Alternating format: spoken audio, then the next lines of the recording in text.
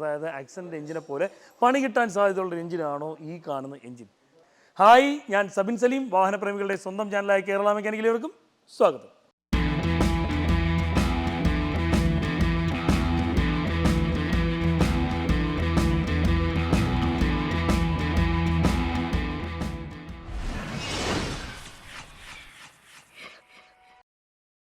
നമ്മളിന്ന് പരിചയപ്പെടാൻ പോകുന്ന എഞ്ചിൻ എന്ന് വെച്ചാൽ i10 ഡീസൽ വണ്ടിയുടെ എഞ്ചിനാണ്.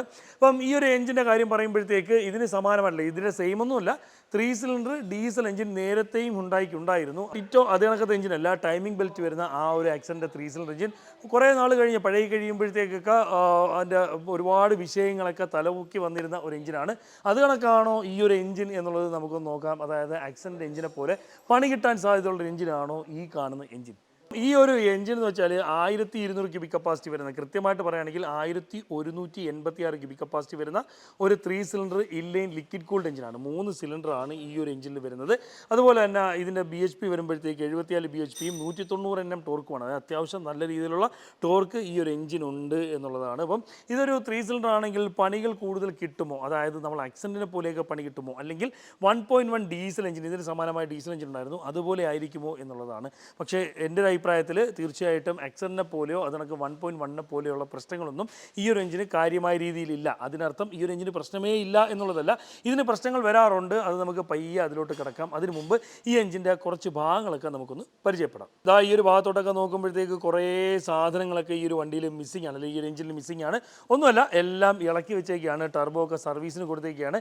ഇത് വലിവിൻ്റെ പ്രശ്നവും അത് കണക്ക് തന്നെ ഇതിൻ്റെ ടർബോയിൽ കൂടെ നല്ല രീതിയിൽ ഓയിൽ ലീക്കും വന്നിട്ടാണ് ഈ ഒരു വണ്ടി കൊണ്ടുവന്നേക്കുന്നത്. ഈ ഒരു വണ്ടിയുടെ ഏറ്റവും വലിയ പ്രശ്നങ്ങളും അത് തന്നെയായിരിക്കും. പിന്നെ അതിലും കൂടുതൽ വരുന്നൊരു വിഷയം എന്ന് വെച്ചാൽ ഇഞ്ചക്ടറിൻ്റെ പ്രശ്നമാണ്. പക്ഷേ ഇതെന്നൊക്കെ പറഞ്ഞാൽ നമ്മൾ കൃത്യമായിട്ട് ഈ ഒരു വണ്ടി ഉപയോഗിക്കുന്ന രീതി കണക്കിരിക്കും ഇതിൽ വരുന്ന പ്രശ്നങ്ങളൊക്കെ. ഈ ഒരു engine dual overhead camshaft mechanism വരുന്ന 3 cylinder inline liquid cooled CRD എഞ്ചിനാണ്. കോമൺ റെയിൽ ഡയറക്റ്റ് ഇഞ്ചക്ഷനാണ്. ഇതിൻ്റെ ടൈമിംഗ് വരുന്നത് ഇതാ ഇവിടെ കണ്ടോ, ഇത് ടൈമിംഗ് ചെയിനാണ് ഇതിൻ്റെ ഡ്രൈവ് വരുന്നത്. നമ്മൾ ആ ഒരു 4 സിലിണ്ടർ 1.2 അല്ലെങ്കിൽ 1.4 CRD എഞ്ചിനൊക്കെ ഉണ്ടല്ലോ, അതിന് സമാനമായിട്ടുള്ള അപ്പിയറൻസ് ആണ് ഈ ഒരു എഞ്ചിനിൽ വരുന്നത്. ഒരു സിലിണ്ടർ കുറവാണ് എന്നുള്ളത് മാത്രമേ ഉള്ളൂ. ഇതിൻ്റെ CRD എഞ്ചിൻ എന്ന് പറയുമ്പോഴത്തേക്ക് ഇതിൻ്റെ പമ്പ് അതായത് ഹൈ പ്രഷർ പമ്പ് ഈ ഒരു ഭാഗത്തായിട്ട് വരുന്നു. ഇതിൻ്റെ കോമൺ റെയിൽ വരുന്നത് ഈ ഒരു ഭാഗത്തായിട്ടാണ്, ചെറിയ നീളം കുറഞ്ഞൊരു കോമൺ റെയിലാണ് വരുന്നത്. ഇവിടെ വരുന്നത് ഇതിൻ്റെ കോമൺ റെയിൽ പ്രഷർ സ്വിച്ച് ആണ്. അത് കണക്ക് തന്നെ ഇതിലോട്ട് 3 ഇഞ്ചക്ടറിലോട്ടും ലൈനുകൾ പൈപ്പുകൾ പോകുന്നത് കണ്ടോ, 1 2 3.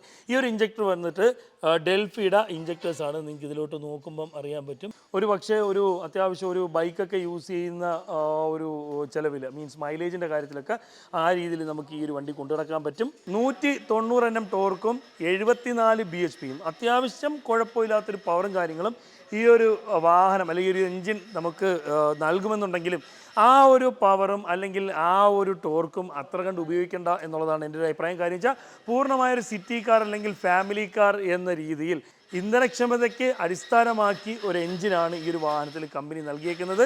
ചുരുക്കം പറഞ്ഞാൽ പറപ്പിക്കാൻ പറ്റുന്ന വണ്ടിയാണെങ്കിൽ നിങ്ങൾ പറപ്പിക്കരുത്. അതായത് മൈലേജിനെ അടിസ്ഥാനപ്പെടുത്തി മാത്രമാണ് ഈ ഒരു എഞ്ചിൻ ബിൽഡ് ചെയ്തേക്കുന്നതെന്നാണ് എൻ്റെ ഒരു അഭിപ്രായം. പിന്നെ ഇട്ട് പറപ്പിക്കുകയാണെങ്കിൽ ഇട്ട് പറപ്പിച്ചാൽ ഉറപ്പായിട്ടും ഇതിൻ്റെ ടർബോയ്ക്കും ഇഞ്ചക്ടേഴ്സിനും പണി കിട്ടാൻ സാധ്യത കൂടുതലാണ്. അത് കണക്ക് തന്നെ റീകംപ്രഷൻ പോലുള്ള പ്രശ്നങ്ങളും വരാം. സ്ഥിരമായിട്ട് പറപ്പിക്കുന്ന ആൾക്കാരുടെ കാര്യമാണ് പറയുന്നത്, വല്ലപ്പോഴും ആണ്ടിലും സംക്രാന്തിയിലും പറപ്പിക്കുന്നവരുടെ കാര്യമല്ല പറയുന്നത് കേട്ടോ. ഒരു ഫാമിലി കാറാണ്, മൈലേജിനെ അടിസ്ഥാനപ്പെടുത്തിയുള്ളൊരു വാഹനമാണ്. അതുപോലെ തന്നെ പറപ്പിക്കാൻ പറ്റുമെങ്കിലും പറപ്പിക്കണ്ട എന്ന മനസ്ഥിതിയുള്ളവർ മാത്രം എടുക്കുന്നതാണ് ഈ ഒരു എഞ്ചിൻ വരുന്ന വാഹനങ്ങൾ. അപ്പം ഈ ഒരു എഞ്ചിൻ്റെ കൂടുതൽ കാര്യത്തിലോട്ട് വരികയാണെങ്കിൽ ഇതിന് ഏറ്റവും പ്രധാനപ്പെട്ട ഗുണവും മൈലേജ് തന്നെയാണ്.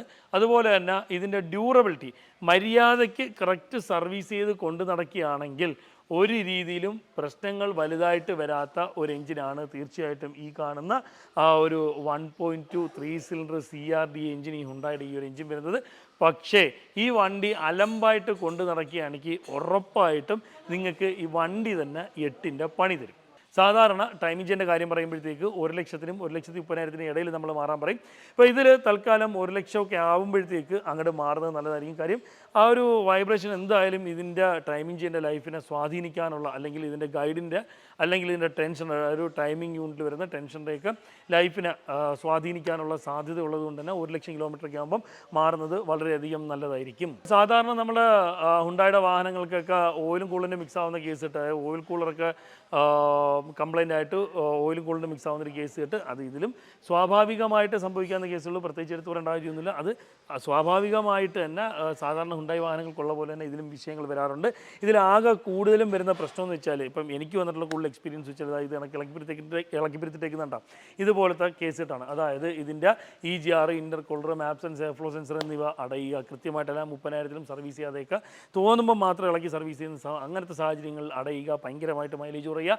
അതാണെങ്കിൽ ടർബോ കംപ്ലൈൻറ്റ് ആവുക. ടർബോയുടെ ഒരു കേസ് കിട്ടുമെന്ന് പറഞ്ഞാൽ ടർബോ യൂണിറ്റ് മൊത്തം വലിയ രീതിയിലുള്ള തുകയാകും എന്നുള്ളതാണ്. അതായത് ടർബോയുടെ സർവീസിലോട്ട് വരുമ്പോഴത്തേക്ക് ടർബോയുടെ മെയിൻ്റനൻസിലോട്ട് വരുമ്പോഴത്തേക്ക് അത്യാവശ്യം കീശ കാലിയാവുന്നൊരു സംഭവമാണ്. ഇപ്പം നമ്മൾ റഫ്യൂസ് ചെയ്യുകയോ അതല്ലാന്നുണ്ടെങ്കിൽ കൃത്യമായിട്ട് സർവീസ് ചെയ്യാതിരിക്കുകയോ ചെയ്യുകയാണെങ്കിൽ തീർച്ചയായിട്ടും ടർബോയുടെ ലൈഫിനെ ഉറപ്പായിട്ടും ഇത് കൃത്യമായ രീതിയിൽ ബാധിക്കും എന്നുള്ളത് ഉറപ്പാണ്.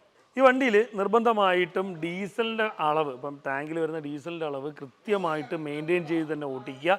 ഇടയ്ക്കിടയ്ക്കൊക്കെ അല്ലെങ്കിൽ വളരെ ചെറിയ രീതിയിലൊക്കെ ഡീസൽ അടിച്ച് ഓടുന്നവർക്ക് പറ്റുന്നൊരു വണ്ടിയല്ല.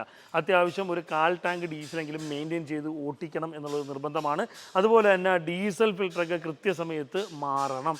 കാരണം എന്ന് വെച്ചാൽ ഇതിൽ വരുന്നത് വെച്ചാൽ ഇതിൻ്റെ CRD സിസ്റ്റം, അതായത് കോമൺ റെയിൽ ഡയറക്റ്റ് ഇഞ്ചക്ഷൻ വരുന്ന സിസ്റ്റം എന്ന് വെച്ചാൽ ഒരു ഡെൽഫിയുടെ സിസ്റ്റമാണ്. ഡെൽഫിയുടെ ഇഞ്ചക്ടേഴ്സിൻ്റെ കാര്യത്തിലോട്ടൊക്കെ വരികയാണെങ്കിൽ ഇപ്പം ഡീസലൊക്കെ തീർന്നിട്ട് നമ്മൾ ഡീസൽ അടിക്കാതെ വെറുതെ ഇട്ട് സെൽഫ് അടിക്കുക, അതല്ലാന്നുണ്ടെങ്കിൽ ഡീസൽ നമ്മൾ ഒഴിച്ചതിന് ശേഷം കൃത്യമായിട്ട് എയർ എടുക്കാതെ, ഇതിലിപ്പോൾ എയർ എടുക്കുന്ന സംവിധാനവും കാര്യങ്ങളൊക്കെ ആയിട്ട് കാണിച്ചു തരാം.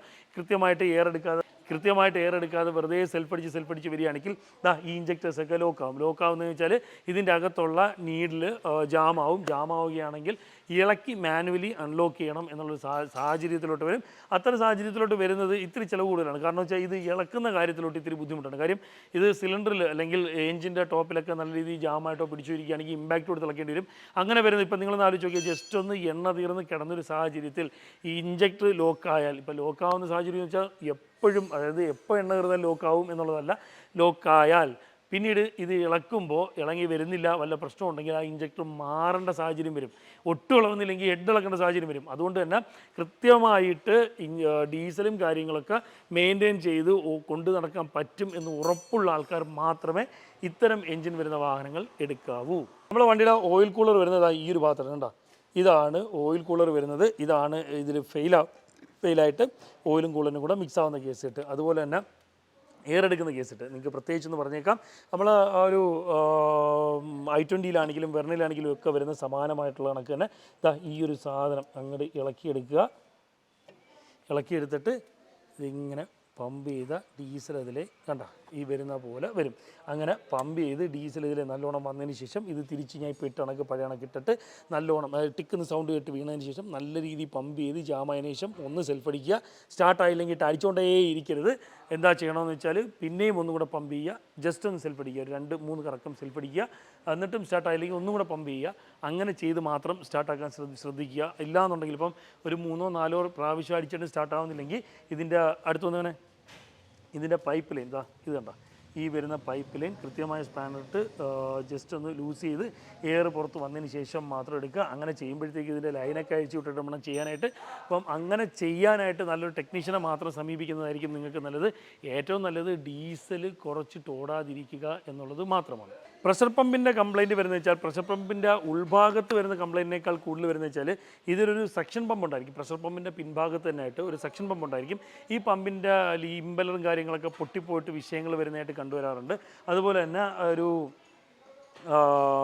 ഹൈ പ്രഷർ പമ്പും ഈ പറഞ്ഞ പോലെ ക്വാളിറ്റിയുള്ള ഡീസലല്ല ഉപയോഗിക്കുന്നതെന്നുണ്ടെങ്കിൽ, അതല്ലാന്നുണ്ടെങ്കിൽ നമ്മൾ കൃത്യമായിട്ട് ഡീസൽ വണ്ടിയിൽ മെയിൻറ്റെയിൻ ചെയ്ത് ഓട്ടിക്കുന്നില്ല എന്നുണ്ടെങ്കിൽ, അതുമല്ല എന്നുണ്ടെങ്കിൽ ഇടയ്ക്കിടയ്ക്ക് ഡീസൽ നിർത്തി ഓട്ടിക്കുന്ന സ്വഭാവക്കാരാണ് നമ്മളെന്നുണ്ടെങ്കിൽ ഉറപ്പായിട്ടും ഇതിൻ്റെ പമ്പൊക്കെ പെട്ടെന്ന് ഇൻറ്റേർണൽ ഡാമേജ്, അതായത് ഇതിൻ്റെ അകത്തുള്ള മെറ്റൽ ഭാഗത്തിനൊക്കെ കൂടുതൽ തേയ്മാനം വരാനും ഡാമേജ് വരാനൊക്കെ ചാൻസ് വളരെയധികം കൂടുതലാണ്. അല്ലാത്ത പക്ഷം മറ്റ് രീതിയിലുള്ള വലിയ പ്രശ്നങ്ങളൊന്നും ഈ ഒരു വാഹനത്തിൽ വരാറില്ല. ഇപ്പം ഞാൻ പറയുന്ന കാര്യങ്ങൾ കേൾക്കുമ്പോഴത്തേക്ക് നിങ്ങൾക്ക് ഒരുപാട് പ്രശ്നങ്ങൾ വന്നു എന്നുള്ള രീതിക്ക് തോന്നാം. പക്ഷേ അങ്ങനെയല്ല. ഈ വണ്ടി കൃത്യമായിട്ട് കറക്റ്റ് സർവീസ് ചെയ്ത് കറക്റ്റിന് കൊണ്ടു നടക്കുന്ന ഒരാളാണെങ്കിൽ ഈ ഒരു എഞ്ചിനെ സംബന്ധിച്ച് നിങ്ങൾക്ക് വലിയ രീതിയിലൊരു പ്രശ്നം വരത്തില്ല. അതേസമയം നിങ്ങളൊരു സെക്കൻഡ് ഹാൻഡ് വണ്ടി വാങ്ങാൻ പോകുമെന്ന് വിചാരിച്ചു. അപ്പം പോയി എടുക്കുന്ന വണ്ടി ഇത്തിരി അലമ്പ, സത്യമായിട്ട് നിങ്ങളെ കയ്യിൽ നിന്ന് ഒരുപാട് പൈസ ആവും. ചിലപ്പം എഞ്ചിൻ പണിയിൽ വരെ ചെന്ന് എത്തിക്കും. 4 സിലിണ്ടറിൻ്റെ സെയിം ആണോ എന്ന് ചോദിച്ചാൽ ഒരുവിധപ്പെട്ട എല്ലാ സാധനവും സെയിം അല്ല, പക്ഷേ അതിൻ്റെ മിനിയേച്ചർ പോലെയാണ്. ഇതിൻ്റെ ഇല്ലറ്റ് മാനിഫോൾഡ് ഉണ്ട്, ഇല്ലറ്റ് മാനിഫോൾഡ് ഫുള്ളും അടവും കാര്യങ്ങളൊക്കെ ആയിരുന്നു, ഇപ്പോൾ എല്ലാം ഇളക്കി ക്ലീൻ ചെയ്തതാണ്. കാര്യം ഇല്ലറ്റ് മാനിഫോൾഡിൻ്റെ ഹോളൊക്കെ അത്യാവശ്യം ചെറുതാണ്. അപ്പം ഇതൊക്കെ കരി കയറിയിട്ട് അടയും. എങ്ങനെയാണെന്ന് വെച്ചാൽ നേരത്തെ നമ്മൾ പല വീഡിയോസും ചെയ്തിട്ടുള്ള കണക്ക് തന്നെ EGR നിന്ന് വരുന്ന എക്സോസ്റ്റ് ഗ്യാസിൻ്റെ കാർബൺ ഡെപ്പോസിറ്റും അത് കണക്ക് തന്നെ ഇതിൻ്റെ ടർബോ, ഇപ്പം എത്ര നല്ല ടർബോ ആണെങ്കിലും ഒരു 10 to 15% വരെ ചെറിയ രീതിയിൽ ഓയിൽ ഇല്ലറ്റ് മാനിഫോൾഡിലോട്ട് വരും. ആ ഓയിലും കൂടെ മിക്സ് ആയിട്ട് ഒരു സ്ലെഡ്ജ് ഫോമിലോ അല്ലെങ്കിൽ കട്ടി പോലെയോ ഇവിടെയൊക്കെ അടിഞ്ഞു കൂടിയിട്ട് ഇൻടേക്ക് എയറിൻ്റെ ആ ഒരു ക്വാണ്ടിറ്റി, അതായത് എഞ്ചിനിലേക്ക് എത്തുന്ന ഓക്സിജൻ്റെ അളവ് കുറയാനുള്ള സാധ്യത ഉണ്ടാക്കുകയും മൈലേജ് കുറയാനും പിക്കപ്പ് കുറയാനും ബ്ലാക്ക് സ്മോക്ക് ഉണ്ടാവാനൊക്കെ ഉള്ള സാധ്യത വളരെയധികം ഇത്തരം കാര്യങ്ങൾ കൂട്ടുന്നുണ്ട്. അപ്പോൾ അതുകൊണ്ട് തന്നെ ഇതൊക്കെ നമ്മൾ കൃത്യമായിട്ട് ഇളക്കി ക്ലീൻ ചെയ്തിട്ടുണ്ട്. ഇത് കണ്ടാൽ നമ്മൾ ആ ഒരു 4 സിലിണ്ടറിൻ്റെ ഒരു മിനിയേച്ചർ പോലെയാണ് വരുന്നത്. അതുപോലെ തന്നെ ഇതിൽ വാൽവുകൾ വരുന്നത് വെച്ചാൽ ഒരു സിലിണ്ടറിൽ 4 വാൽവുകളാണ് വരുന്നത്. ഇത് നമ്മളെ വണ്ടിയുടെ EGRൻ്റെ കൺട്രോൾ യൂണിറ്റും കാര്യങ്ങളൊക്കെയാണ്, സോളിനോടും അത് കണക്ക് തന്നെ EGRൻ്റെ വാൽവ് യൂണിറ്റുമാണ്. അത് കണക്ക് തന്നെ ഇത് MAF സെൻസറാണ്, മാസ് എയർ ഫ്ലോ സെൻസർ. ഇതിൽ വരുന്നതെന്ന് വെച്ചാൽ എയറിൻ്റെ ഫ്ലോ സെൻസ് ചെയ്യുന്ന സെൻസറും അത് കണക്ക് തന്നെ ഇൻടേക്ക് എയർ ടെമ്പറേച്ചർ സെൻസറുമാണ് വരുന്നത്. ഈ കാണുന്നത് ഇതിൻ്റെ MAP സെൻസറാണ്, അതായത് മാനിഫോൾഡ് ആബ്സലൂട്ട് പ്രഷർ സെൻസറാണ് വരുന്നത്. നമ്മൾ ടർബോ എത്രത്തോളം ബൂസ്റ്റ് ചെയ്യുന്നുണ്ട് എന്നുള്ളത് കൃത്യമായിട്ട് അതിലാണ് അറിയുന്നത്. ഇത് EGRൻ്റെ കൂളിംഗ് സിസ്റ്റമാണ്. ഇതിപ്പോൾ കാണുമ്പോഴത്തേക്ക് നിങ്ങൾക്ക് മനസ്സിലാവും ഇതൊരു എന്താ പറയുക, ഒരു കൃത്യമായൊരു മിനിയേച്ചർ പോലെ തന്നെയാണ്. ഇതിൻ്റെ അകത്തോട്ട് നോക്കുകയാണെങ്കിൽ കുറേ ട്യൂബുകളും കാര്യങ്ങളും കാണാൻ പറ്റുമെന്ന് അറിയാൻ വയ്യ. നോക്കിയാൽ ട്യൂബുകളും കാര്യങ്ങളും കാണാൻ പറ്റും. അപ്പം ഇത് അതിൻ്റെ ഉള്ളിൽ കൂടെയാണ് ആ ഒരു എക്സോസ്റ്റ് ഗ്യാസ് കടന്നു പോകുന്നത്. എക്സോസ്റ്റ് ഗ്യാസിനെ തണുപ്പിക്കുന്ന EGRൻ്റെ കൂളിംഗ് സിസ്റ്റമാണ് നിങ്ങൾ ഈ കാണുന്നത്. മുൻ ഓണർ ഈ ഒരു വാഹനം ചവിട്ടിപ്പറിച്ച് നശിപ്പിച്ച് ഓടിച്ചാണോ എന്നുള്ളത് നോക്കിയിട്ടൊക്കെ വേണം എടുക്കാനായിട്ട്. കൊണ്ടുവന്ന് ഇപ്പം കച്ചവടക്കാരൊക്കെ അല്ലെങ്കിൽ ആരെങ്കിലുമൊക്കെ ഇത് വിൽക്കാനിട്ടേക്കുന്നതൊക്കെ കാണാനൊക്കെ ഭയങ്കര ഭംഗിയായിരിക്കും. നിങ്ങൾ സ്റ്റാർട്ട് ചെയ്ത് ഓടിച്ച് നോക്കുമ്പോഴത്തേക്കും വലിയ പ്രശ്നങ്ങളൊന്നും കാണിക്കത്തില്ല. പക്ഷേ നല്ലൊരു ടെക്നീഷ്യനെ കാണിച്ച് എഞ്ചിനൊക്കെ നല്ലതാണെന്ന് ഉറപ്പിച്ചിട്ട് മാത്രമേ ഈ ഒരു വാഹനം നിങ്ങൾ എടുക്കാവുള്ളൂ. സ്പെയർ പാർട്സിനൊക്കെ നല്ല വിലയായിരിക്കും, ചെറിയ വിലയ്ക്ക് കിട്ടുമെന്നും പറഞ്ഞ് ചാടിക്കേറി എടുത്താലും ഇതിൽ പണി വരുമ്പോഴത്തേക്ക് ടർബോയ്ക്ക് വെച്ചാൽ നല്ല അന്യായ വിലയായിരിക്കും. അതുകൊണ്ട് നോക്കിയും കണ്ടും എടുക്കുക, കയ്യിലിരിക്കുന്നവർ മര്യാദയ്ക്ക് ഉപയോഗിക്കുക. ഇന്നത്തെ ഒരു വീഡിയോ നിങ്ങൾക്കെല്ലാം പ്രയോജനപ്പെടുമെന്ന് വിശ്വസിക്കുന്നു. നിങ്ങൾക്ക് പ്രയോജനപ്പെടുന്ന മറ്റൊരു വീഡിയോ ആയിട്ട് വരുന്നവരെ ബൈ.